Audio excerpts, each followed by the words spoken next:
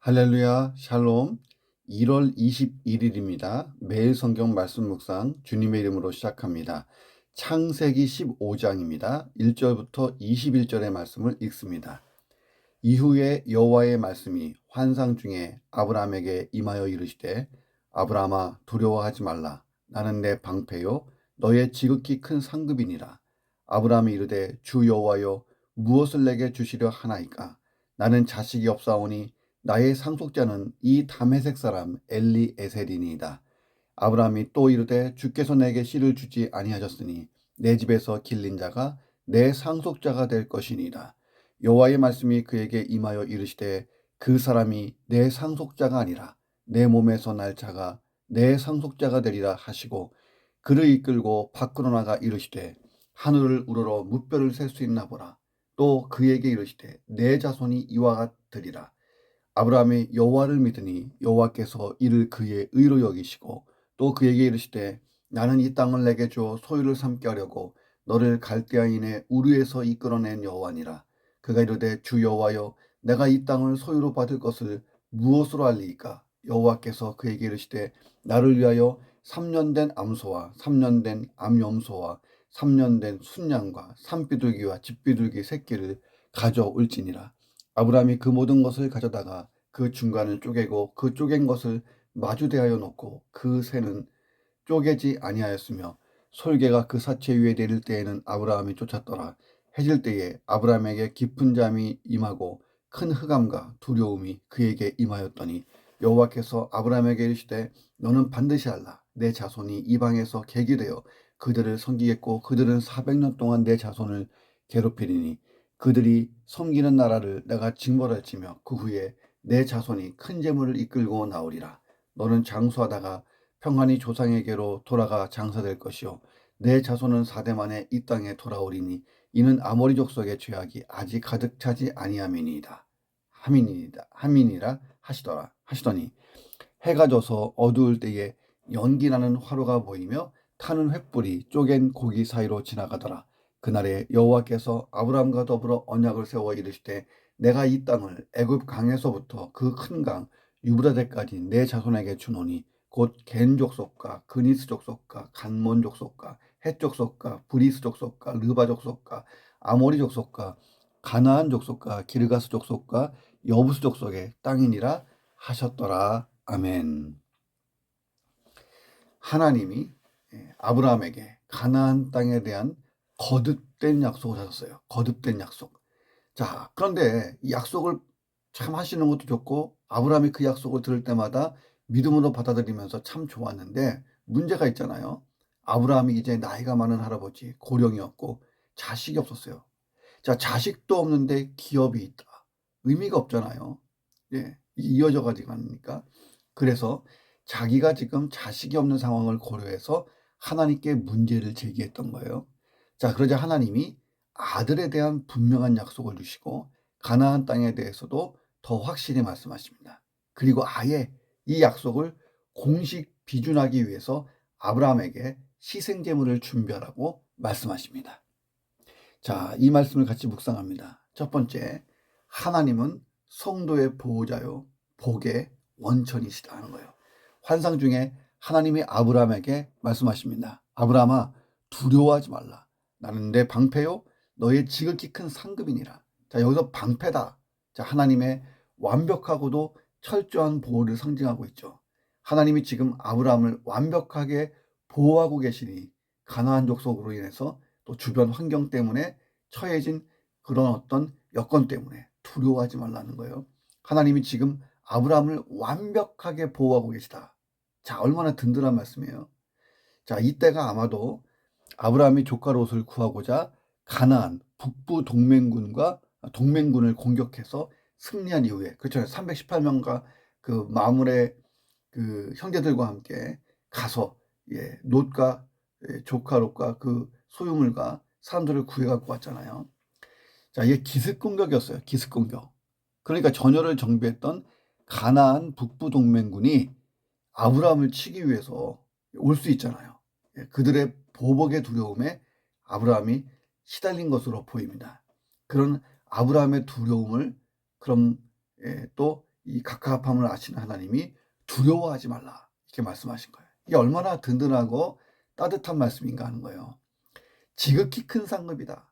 이건 또 무슨 말일까요? 자, 하나님이 모든 행복과 축복의 근원이라는 거예요.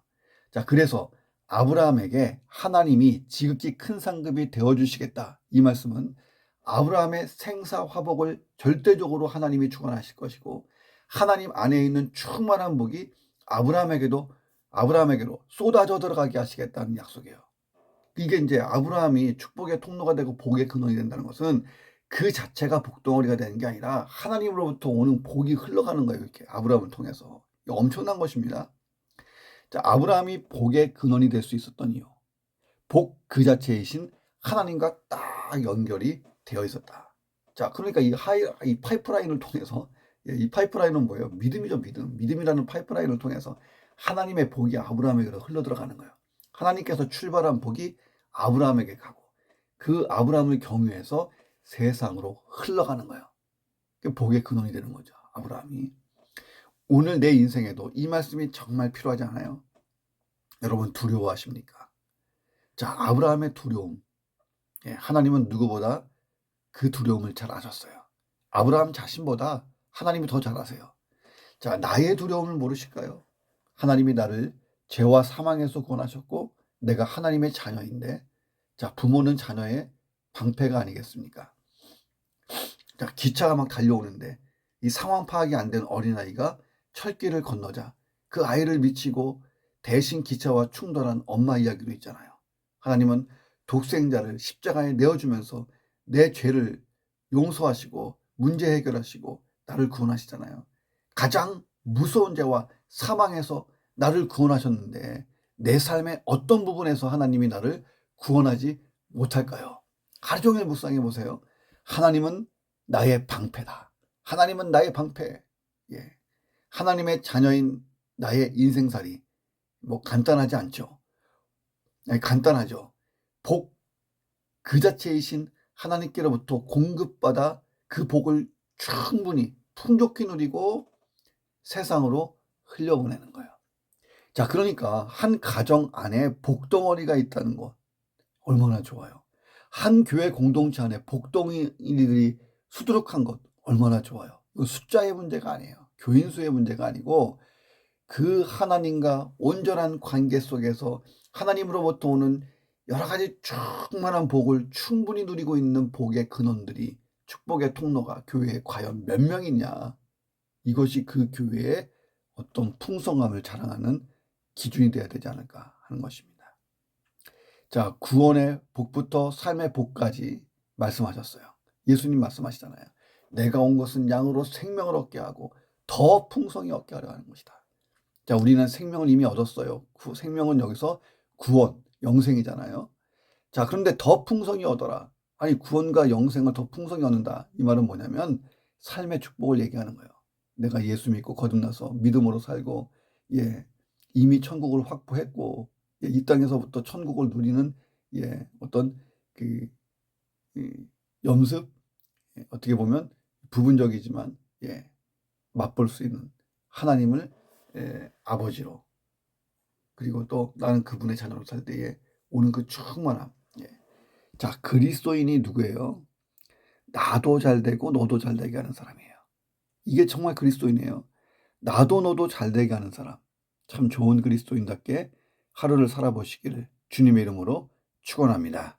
두 번째, 하나님의 부르심에는 분명한 목적이 있다는 거예요. 아브라함은 주 여호와여 무엇을 내게 주실려나이까 나는 자식이 없사오니 나의 상속자는 이 다메섹 사람 엘리에셀입니다. 자, 인간적으로 볼 때 하나님의 약속이 불가능해 보이는 거예요. 어쩌면 하나님의 약속을 나름 아브라함의 방법으로 이루어드리고 싶어서 이런 말을 한 것인지 제안한 것인지도 몰라요. 하나님, 제 나이에 이제 더 이상 뭐 아들을 갖는다는 것도 힘든 것 같고 엘리에셀 어때요? 이게 말했는지도 몰라요. 자, 아브라함의 믿음이 한 걸음 더 나아가야 되죠. 가나안 땅을 기업으로 주시겠다고 하나님이 말씀하신 것을 믿었다면 그 땅을 계속 차지할 수 있는 후손도 주실 거라고 믿어야 하는 것. 이게 이제 아브라함이 더 나아가야 되는 믿음이었어요. 13장 보세요.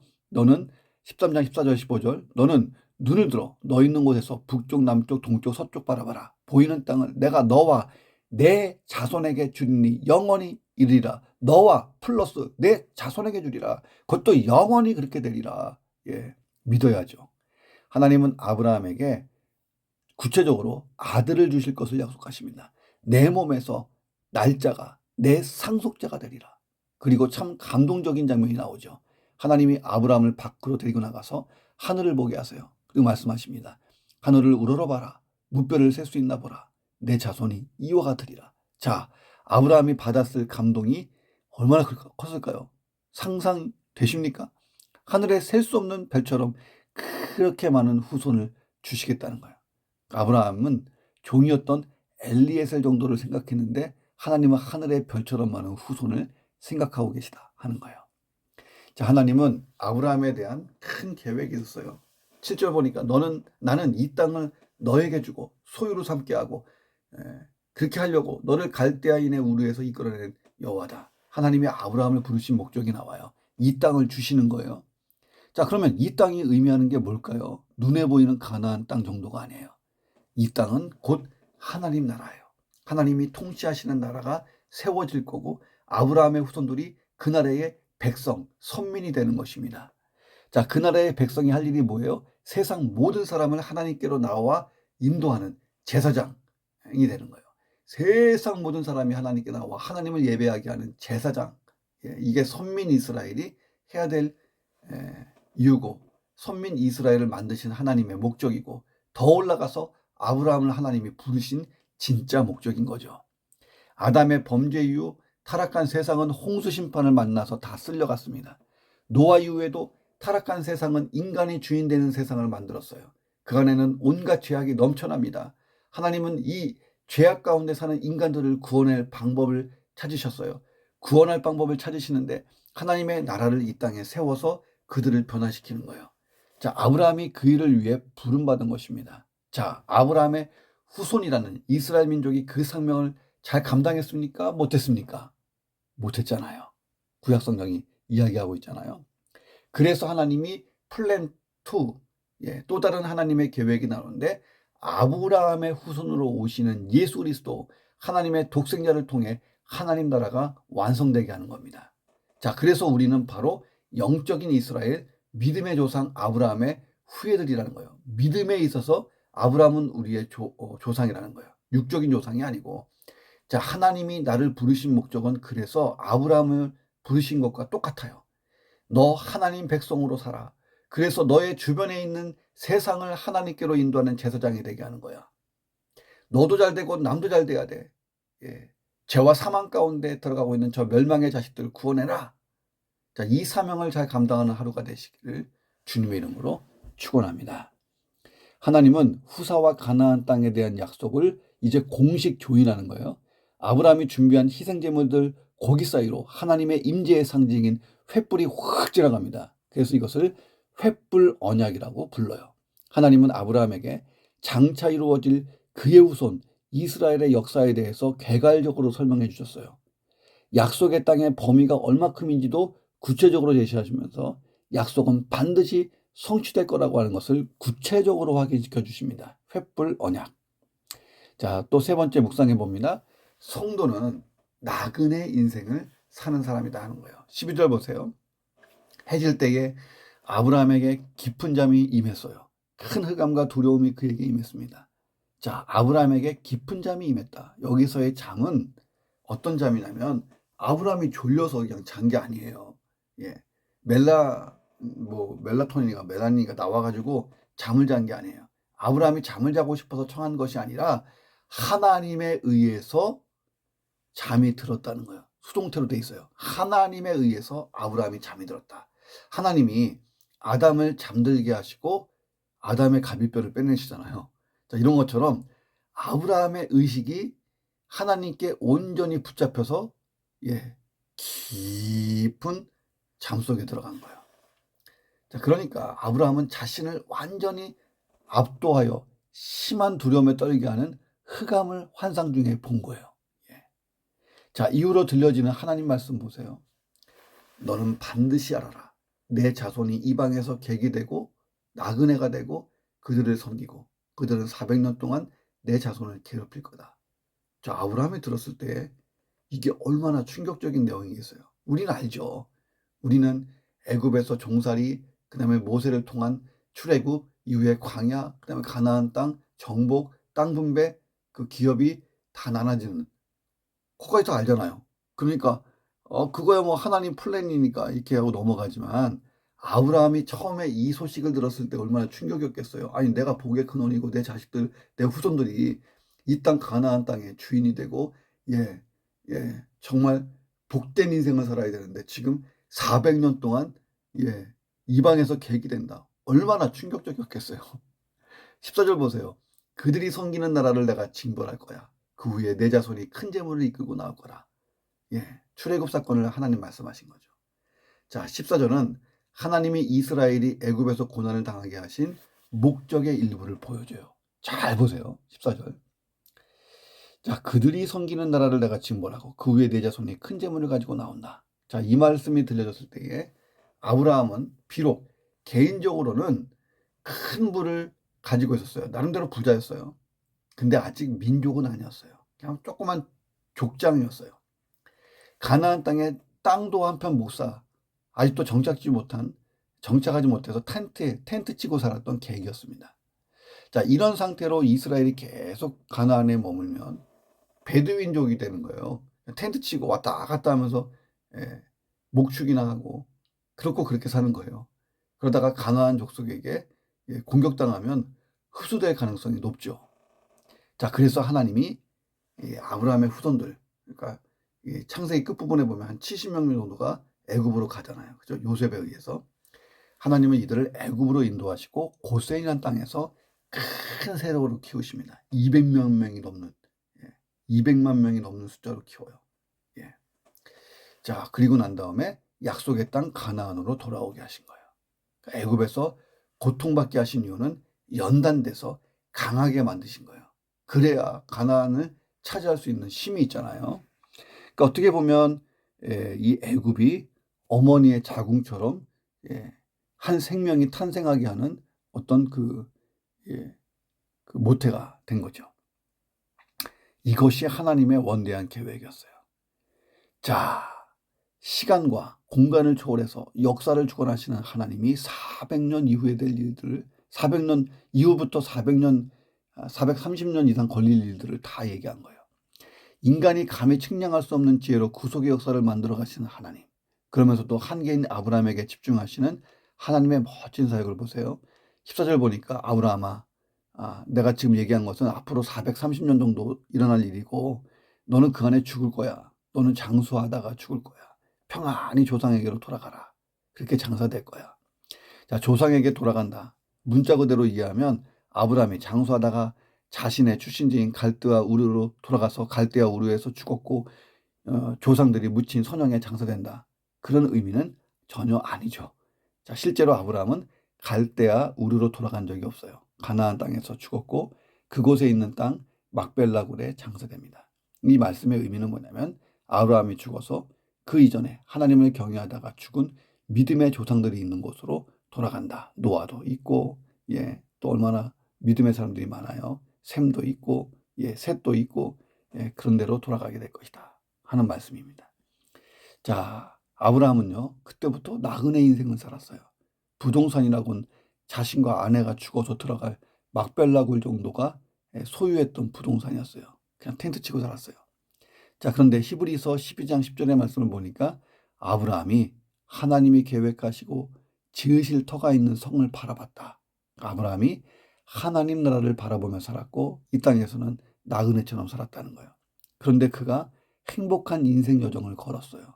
오늘 본문에 보니까 장수했고 평안히 하나님 곁으로 간다고 하신 하나님 말씀대로 그대로 했어요. 이유가 뭐예요? 하나님과 잘 동행했어요. 16절에 보니까 내 자손은 4대 만에 이 땅에 돌아온다. 자, 이스라엘에게 애굽이라는 땅은 잠시 머무는 곳이에요.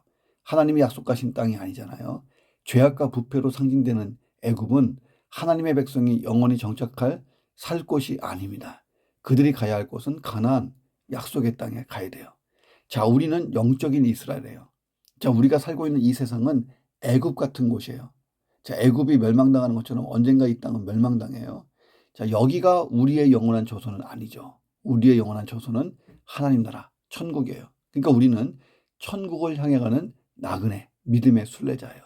자, 우리가 떠날 때는 이 세상과 이 세상에 속한 모든 것 다 놓고 가야 돼요. 하나님이 그 나라에 다 예비했어요. 자, 미련을 가질 이유가 전혀 없는 거예요. 자, 천국까지 가져갈 수 있는 것만 잘 챙기면 되는 거예요. 자, 내가 너무 주식이 많고 금도 많고 돈도 많습니까? 자, 그러면 그것을 빨리 천국 화폐, 천국에서 통용되는 것으로 바꾸라는 거예요. 예수님도 잘 쌓아두라 그랬잖아요. 창고에다가 잘 쌓아두라. 예, 하늘에 쌓아두라. 예. 자, 오늘도 나그네 인생 잘 살아야 합니다. 어떻게 살까요? 하나님과 친밀한 교제 속에 동행하면서 천국을 사모하고 사시기를 주님의 이름으로 축원합니다. 마지막 네 번째, 이 세상에 죄악이 가득 차면 천국 구원은 이루어진다는 거예요. 이스라엘은 430년이 차기까지 애굽에서 나그네 같은 생활을 했어요. 가나안 땅으로 들어가지 못했습니다. 자, 그런데 16절이 그 이유를 얘기하고 있어요. 16절. 이는 아모리 족속의 죄악이 아직 가득 차지 아니하였습니다. 자, 가나안 족속들의 죄가 꽉 차서 하나님의 심판이 임할 정도가 됐을 때 비로소 이스라엘이 가나안 땅에 들어간다는 거예요. 매우 역설적이죠. 하나님이 이스라엘이 가나안 땅을 정복하여 정착하게 하신 것은 가나안 족속의 죄 때문이라는 것을 분명히 하신 거예요. 그렇지 않으면 하나님이 이스라엘만 좋아하시고 편애하시고 가나안 족속은 무자비하게 대하신 것, 이렇게 보여요. 예, 세상 사람들은 그렇게 보죠. 예, 그런데 그것은 하나님의 공의의 심판이었다는 거예요. 이스라엘도 가나안 땅에서 제대로 못 사니까 하나님이 쫓아버리셨잖아요. 자, 그리고 보면 430년이라는 이 시간은 가나안 족속들이 심판을 면할 수 있는 회개의 기간이라고 볼 수 있어요. 홍수 심판 때 하나님은 120년 기다렸어요. 120년이라는 회개의 기회가 주어졌어요. 가나안 족속들에게는 430년, 지금은요 더 길어요. 지금이 어느 때예요? 최후의 심판이 임하기 전 아주 길어진 회개의 기간입니다. 그런데 어느 날 갑자기 심판이 일어날 거예요. 한 가지 분명한 것은 하나님의 기준에서 이 세상의 죄악이 가득 찰 때 그 일이 일어납니다. 한 가지 더 분명한 게 있죠. 어제보다 오늘이 그날에 가깝다는 거예요. 그러려면 천국이 하루라도 빨리 일어나도록 우리가 세상의 죄가 더 넘치도록 방관하고 부채질할까요? 그건 아니잖아요. 지금 회개의 기간은 반대로 구원의 기간이에요. 먼저 내 신앙 바로 세워야 하고 다음으로 영혼 구원을 위하여 매진해야 될 줄로 믿습니다. 기도하겠습니다. 나의 방패이신 하나님, 내 인생의 그 어떤 두려움으로 인하여 괴로워하지 않게 하시고 떨지 않게 하시고 무서워하지 않게 하여 주옵소서. 방패이신 하나님을 붙들고 하나님과 온전한 관계 속에서 이 두려움을 몰아내고 담대히 살며 나의 지극히 큰 상급이신 하나님으로 인해서 하나님, 내가 복의 근원이 되는 인생이 되어 나도 너도 잘 되는 인생으로 살게 하여 주옵소서. 하나님의 복, 하나님의 풍성함이 내 인생에 그대로 들어오는 하나님, 그런 축복의 통로 되게 하여 주옵소서. 나를 부르시고 구원하신 목적이 있고 영원한 천국을 허락하신 목적이 있는데 이 세상에서 내가 하나님 백성으로 살고 제사장의 사명을 잘 감당하는 것, 하나님 이것을 깨닫고 영혼들이 하나님께 돌아오게 하는 그 하루를 잘 살게 하여 주옵소서. 성도의 일생을 나그네요 믿음의 순례자길이라고 말씀하신 성경의 말씀대로 하나님과 친밀한 교제 속에서 하나님과 잘 동행하며 천국을 사모하고 살게 하시고 순례자처럼 나그네처럼 잘 살 수 있는 영성 있게 하여 주옵소서. 최후의 심판 전에 지금은 회개의 기간이고 구원의 기간이라는 것을 깨닫고 먼저 나의 신앙을 바로 세우고 다음으로 내 주변에 영혼들을 권한 일에 매진하는 매일매일이 될 수 있도록 도와주옵소서. 예수 그리스도의 이름으로 기도합니다. 아멘.